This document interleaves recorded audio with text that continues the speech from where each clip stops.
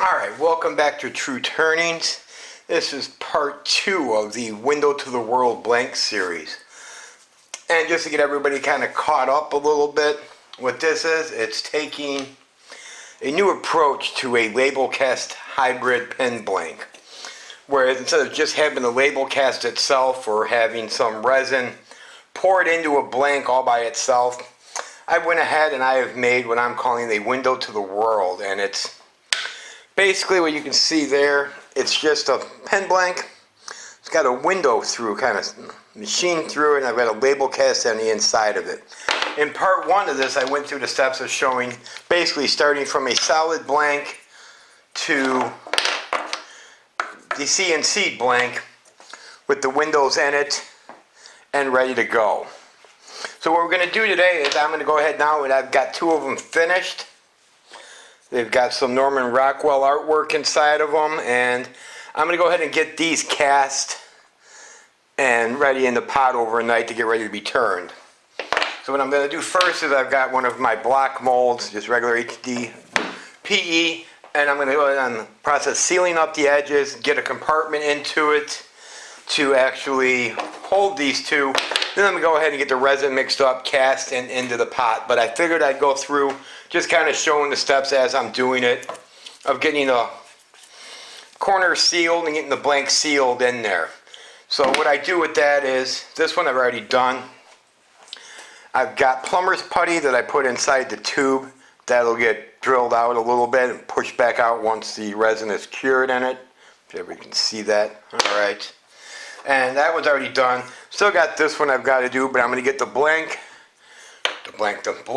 glued up and ready to go. We'll get that plugged and get it all set, and then we'll go through and get some cast resin put into it. First thing I always do, I got the little good old crafter's staple, you know, the hot glue gun. Put some glue into things. Can't be a maker if you don't have a glue gun, I've been told. So stole this one from the wife. Don't tell her that though. I'll have to buy her a new one. But I'm just gonna go through and seal up the edges. There's some glue in there, even though it's pretty tight. A little extra insurance never hurt, just to make sure I don't get any resin seeping out, because that will happen.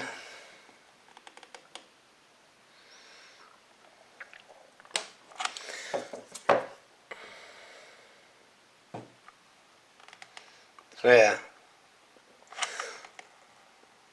One thing to always have is have plenty of hot glue, especially if you're going to be a caster. This is great for sealing up the mold, making a mold. I've used actual foam core, a little bit of hot glue to make a mold. Just cut or turn the mold right off of it that way. And while that glue is setting up in there, I'm going to go ahead and get the other blank plugged up. Just use regular plumber's putty for that. You can use Play-Doh, I've heard. Just about anything you want. You make silicone plugs. I just like getting a little bit of the plumber's putty because it's actually cheap. Little ball and get it stuffed in there. Make sure it's sealed all the way. And work it in. Doesn't matter if you get more in it, because you're going to go ahead, you're going to use your reamer and ream it out anyway. And once I do that, I'll take anything I've got that's flat, in this case another piece of HDPE, and just scrape across, get some of the extra off of it. See, it wants to push out with the air it's in there, so there we go. She's now ready to go. The mold, the glue is pretty well set. So these should be trimmed enough to where I'm going to fit one here. And I didn't take into account of the glue, like a moron that I am. That was awesome. So I'm going to have to trim that a little bit and seal it probably from the outside then, because these are really close on the tolerances that I've got in this. So sorry about that, bear with me here. slight technical difficulties. So what I'm going to do, I'm going to get it off of this side. I do have the outside sealed, so if a little bit does get in there, it's not going to be the end of the world. The next one of these videos that you see me do with this will not have this problem, because as you can see underneath it is a 1-inch thick slab. It's like a slab, but it's imported slab of HDPE material that I'm going to be routing out on the CNC. Actual mold specifically just for these. So I've got that done. Those will go in. Excuse me. It's hot in the garage and I'm sweating, so I don't have a fan on because that'll make up a lot of wind noise. There's a slight gap. That'll fill with resin and it'll give me a perfect line just to cut them apart.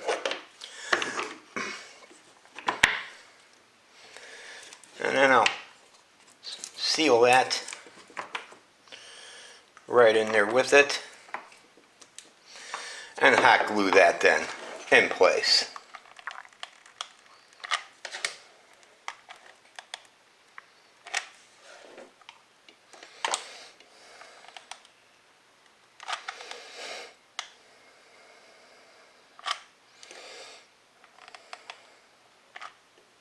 So you can never have too much hot glue in the house, because it does come in handy. Alright, so I'm going to go ahead and let that set up while I measure and figure out how much resin I'm going to need, and we'll be back and I'll get pouring the resin into it. Okay, we're back. Thanks for sticking around so far. I've got, as before, blanks are ready to go.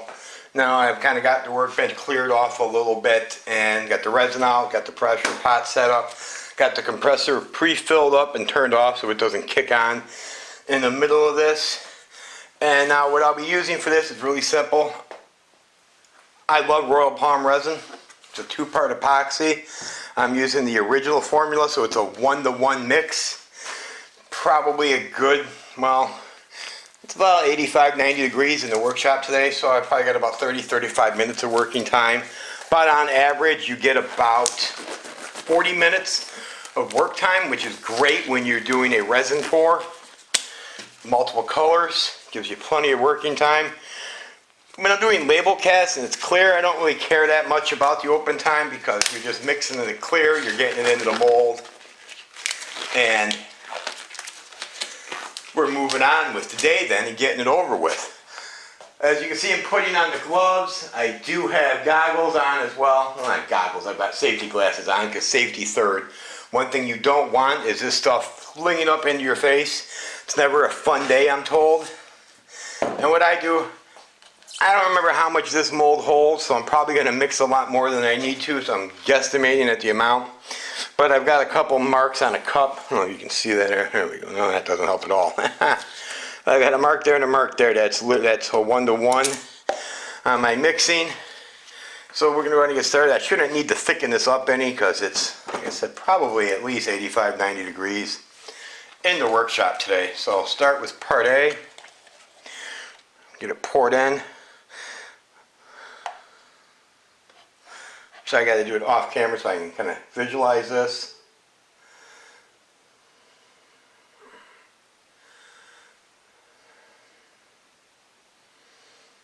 Dead air, isn't it the worst?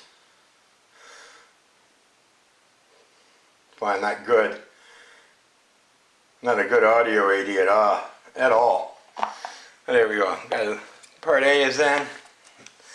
Got to take after Zach and get by the gallons to get the pump on it. I ain't got to deal with this anymore. Or sit down to where I can actually see what I'm doing. That would work too. But I don't know how everybody else does it. If anybody else has got easier ways for working in a home garage and mixing stuff, be sure to drop a comment down below and let me know. I'd be interested to hear.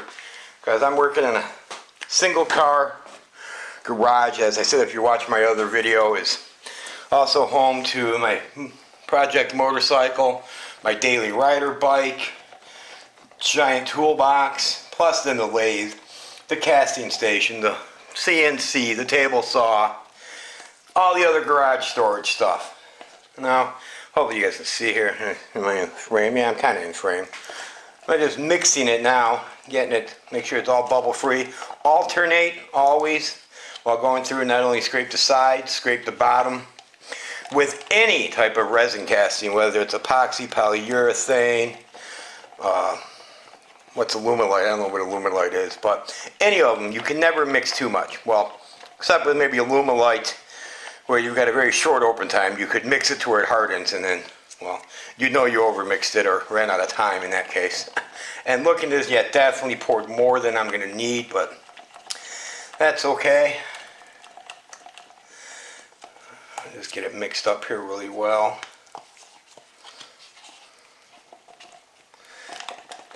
The big thing is make sure no swirls. Air bubbles I'll have, so I'll go ahead, I'm going to let it sit for just a minute, let some of the air escape up to the top, so that way I can take a look into it from the side and we can see whether or not it actually has any swirls, or to make sure I'm mixed thoroughly, which I'm guessing I am. Looking at it, I don't see any swirls in there, just a bunch of air, which is, that's okay because I'm about to get rid of this air. Pressurize the heck out of that and implode them like the Death Star.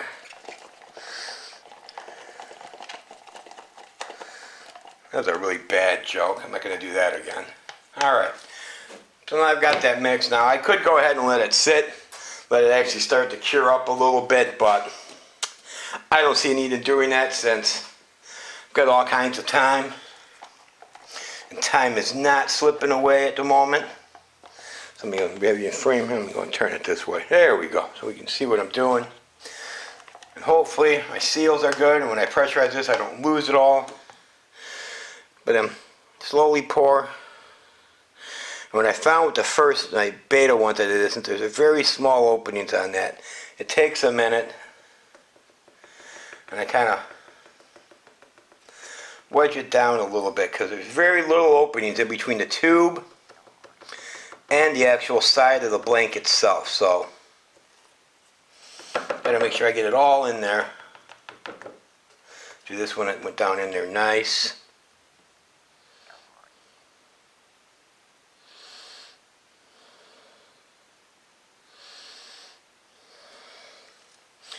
That's it for a minute. I'm going to find something really thin that I can thread down here and just make sure that I'm getting it all the way in that tube, because it doesn't seem like it's going in that one. So hold on one moment, excuse the audio. I just want to find something. Safety police, don't say anything, I don't care. I just want to make sure that I'm getting the resin all the way in that tube. There we go, lift it out, a little bit of air came out. So yeah, she's all the way in. For the heck of it, I'm going to do that one more time here. Let that resin get down below. There we go, and I can see it pushing that air bubble. I don't know if anybody else saw that or not, but that's a good sign for me because it's letting me know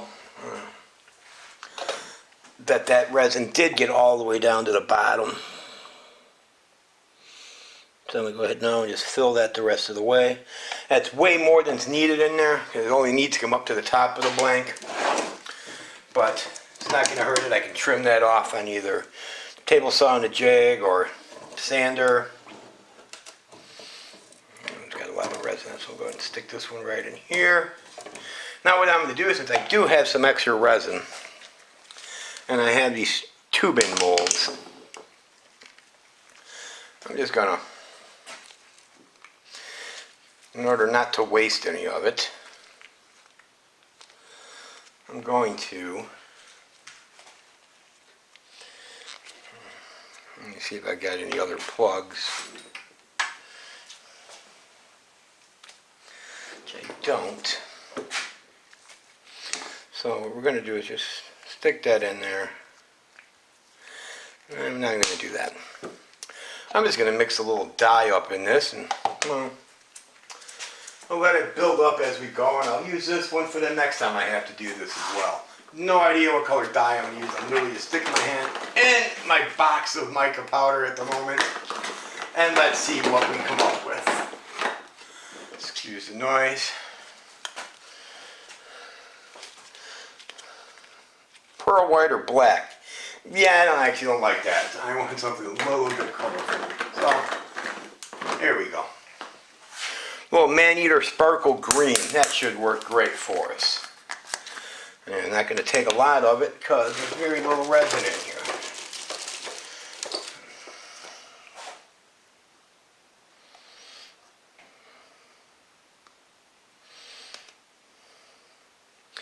Who knows what this project may end up becoming. Might use this in something down the road. You never know.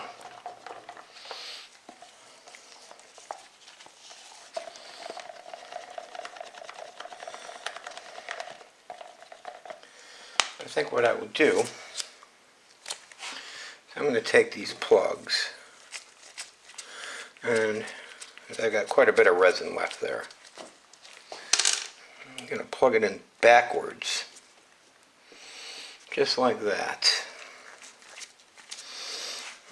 Probably get a couple out of this. So once I actually get this carved out and have molds specifically for this, I'll be a lot better at not wasting my resin. Although, in all fairness, I could have actually taken the time and calculated how much I was going to need for that little mold, but I had already hot glued and got everything in there, so I didn't feel like doing that again. Otherwise, I could have just calculated how much. But, hey, you know, big plans to be rolling in that YouTube money, so, you know, a little bit of resin here and there, why not? All in the name of good video, right? Alright, let's see how that does then. Probably, maybe only one, but let's see what I get out of this. Yeah. There's one. And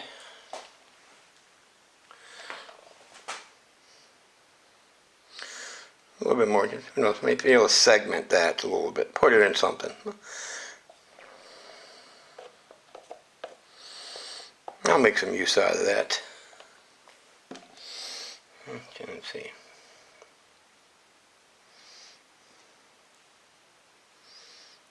She's starting to thicken up now, so let me get this on here as I dump it all over because I'm not paying attention. And we're going to go ahead and get this into the pot.